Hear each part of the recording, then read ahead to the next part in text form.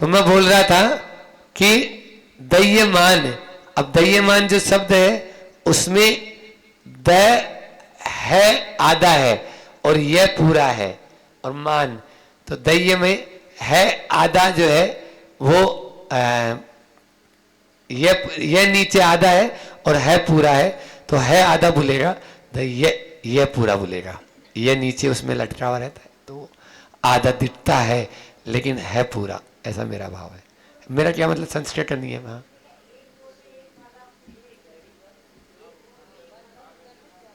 एक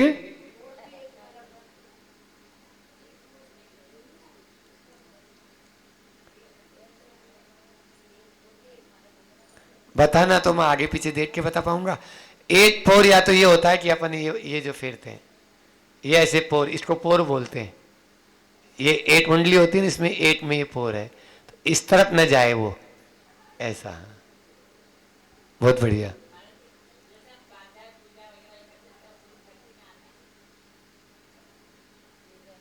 नहीं, श्रुतवत्ती में हालांकि जो पूजा है वो स्वाध्याय है, ऐसा नहीं है। हाँ, लेकिन श्रुतवत्ती मतलब है श्रुत की आराधना, तो अपन वही लेंगे जिसमें 5 भेद दिए गए हैं।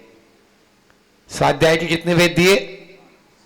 5। बोलो, कोई सूत्र बोलेगा? वाचना, प्रचना, आमनाय, अनुप्रेक्षा और धर्मोपदेश। ठीक है ना? वाचना, प्रचना, आमनाय, अनुप्रेक्षा और धर्मोपदेश। वाचना यानी पढ़ना, ठीक है ना?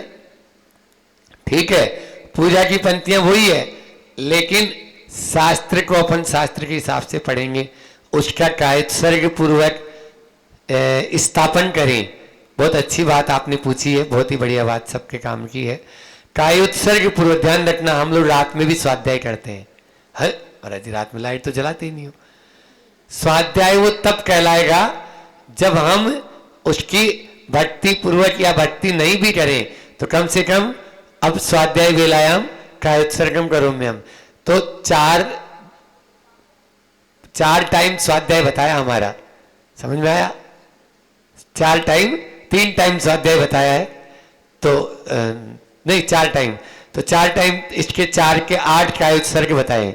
तो वो दिन में सुबह उठने के बाद 8 बजे के आसपास होता है ना वो, फिर अभी जो ये टाइम चल रहा है ये, फिर रात में जब सामायिक कर ली 9 बजे के बाद, तो कायोत्सर्ग करके फिर करो, स्वाध्याय के बाद में सो। और सुबह पहले उठो तो स्वाध्याय करो, प्रतिक्रमण के बाद स्वाध्याय और फिर सामायिक, ऐसा है इसमें। तो प्रतिदिन तो हम कोई ना कोई पाठ बोल लेते हैं, उस पाठ मतलब पाठ जो होता है उसका अर्थ लगा लेते हैं। जैसे तत्वार्थ सूत्र है, उसके 2 सूत्र ले लिए, अब उन दोनों सूत्र के अर्थ लगा रहे हैं कि इसका अर्थ क्या होता है। नाणो, अब नाणो का और भी कोई अर्थ हो सकता है क्या? न देवाह, ये छोटे छोटे सूत्र हैं, लेकिन इनके आगे पीछे के भी अर्थ होते हैं, उनके माध्यम से चिंतन अपना आप ही आगे बढ़ जाता है। तो ये है वाचना, मैंने बताया पढ़ना, फिर प्रचना जो आप अभी कर रही हैं, पूछा आपने तो हम उत्तर दे रहे हैं। फिर प्रचना के बाद में आमनाएं, घोष पूर्वक उच्चारण थी आमनाएं, मतलब घोष के साथ में अपन जो अभी इतनी देर कर रहे थे क्या था? आमनाएं स्वाध्याय। क्या था? अपन लोग सब मिलकर सामूहिक उच्चारण कर रहे हैं, अभी शाम को फिर वक्ता मरका करेंगे। तो ये क्या है? आमनाएं स्वाध्याय। फिर उसके बाद में धर्मोपदेश, अभी हम आपके सामने, आपने पूछा तो उपदेश दे रहे हैं, या प्रवचन सुनना, ये धर्मोपदेश नाम का स्वाध्याय होता है। और एक और छूट गया, अनुप्रेक्षा, मुहुर मुहुर चिंतनम अनुप्रेक्षा, ये आचार्य सर्वार्थ सिद्धि आचार्य पूज्यपाद स्वामी लिखते हैं, बार बार चिंतन करना एक ही विषय पर। जो भी मैंने आपको बताया कि एक विषय ले लिया, एक शब्द ले लिया अपन ने, कोई भी एक गाथा ले ली, उसी गाथा को बार बार चिंतन कर रहे हैं, बार बार चिंतन कर रहे हैं, ये क्या हो गया? अनुप्रेक्षा मुहुर्मुहु चिंतनम, बार बार। जहां दे अपनी नहीं तहां न अपना कोई, जहां दे अपनी नहीं तहां न अपना कोई, जहां दे अपनी नहीं तहां न अपना कोई। ऐसे बार बार रात के 12 बजे चिंतन करोगे ना तो गूंजेगी आवाज आपके अंदर में, और वो ऐसा चिंतन चलता है कि उसमें फिर दूसरे की कोई बात सुनाई नहीं देती है, और सुनना भी नहीं है। दूसरा सुनाएगा तो अपनी थोड़ी सुन पाएंगे। एक बार हम नए नए थे, 2002 की बात है, भोपाल की बात है। भोपाल में चौक मंदिर में ऊपर आचार्य श्री जी बैठे, और हमारी आदत थी कि आचार्य श्री जी के पास में ही शयन करना या उनके आजू बाजू में शुरू से ही। तो ब्रह्मचारी थे हम उस समय। तो ब्रह्मचारी अवस्था में वो सामायिक किए, और सामायिक के बाद में हम भी सामायिक किए, पाठ बोलते थे, पाठ किए।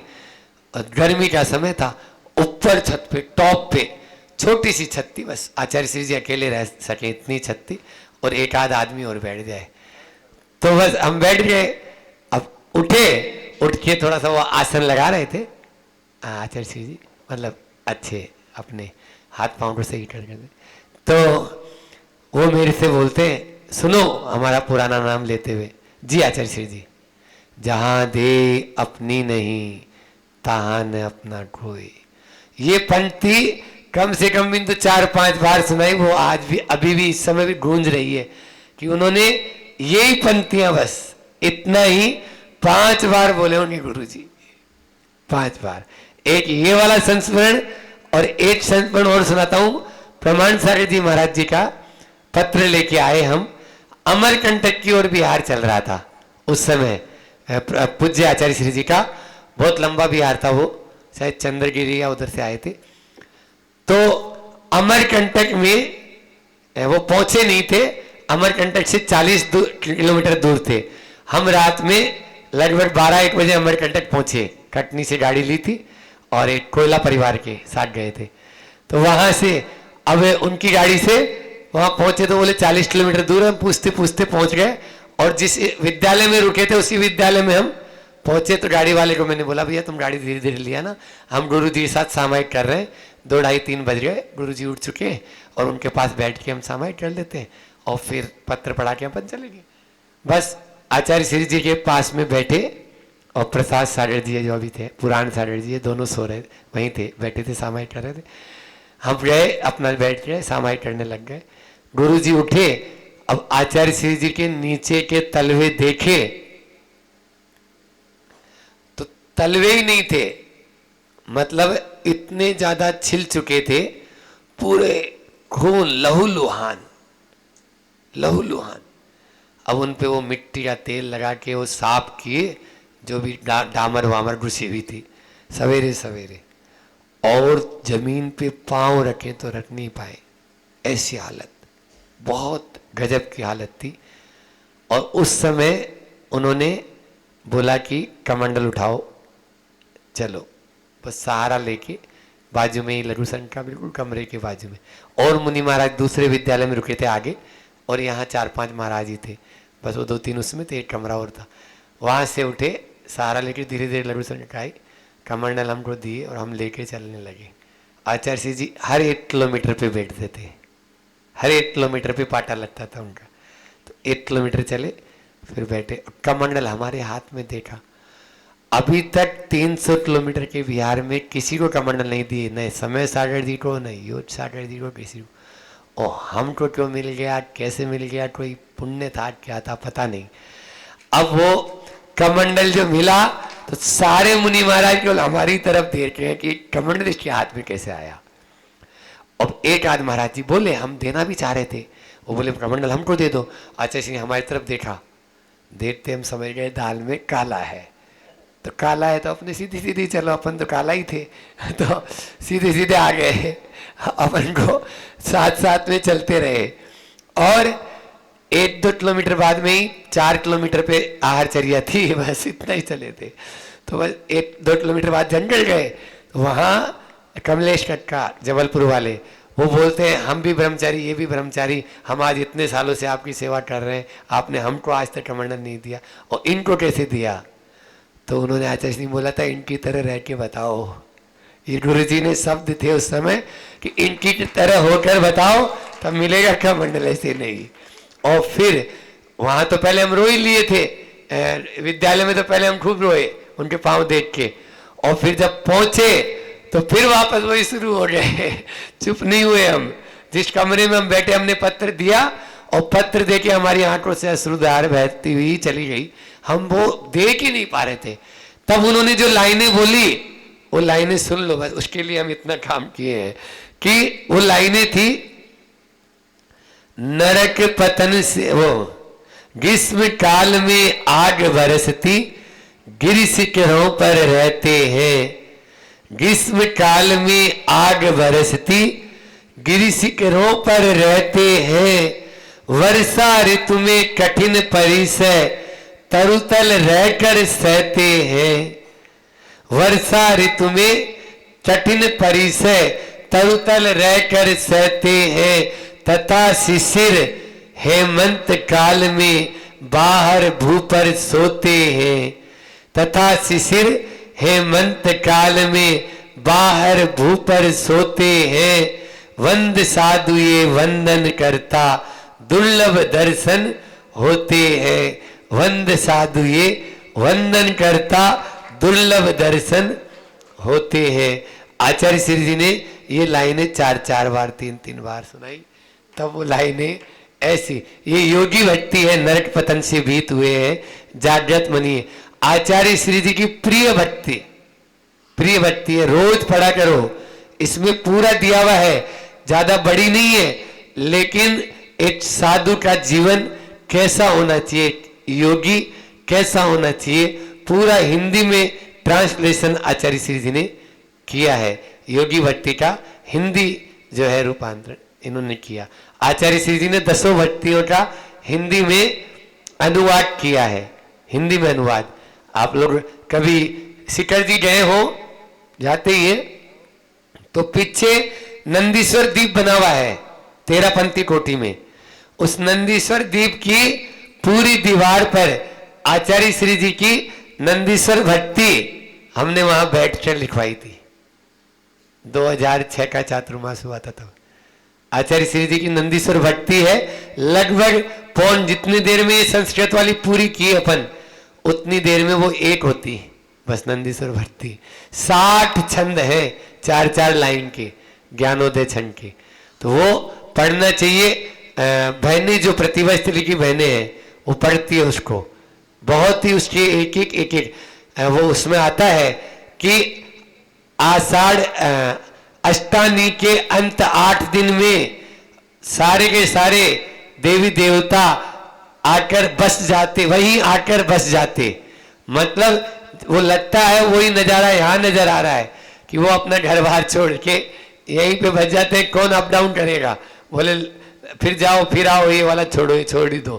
तो आप लोग जैसे आके बस गए, वैसे ही वो लोग नंदीश्वर द्वीप में जाके बस जाते हैं, तभी आराधना हो पाती है।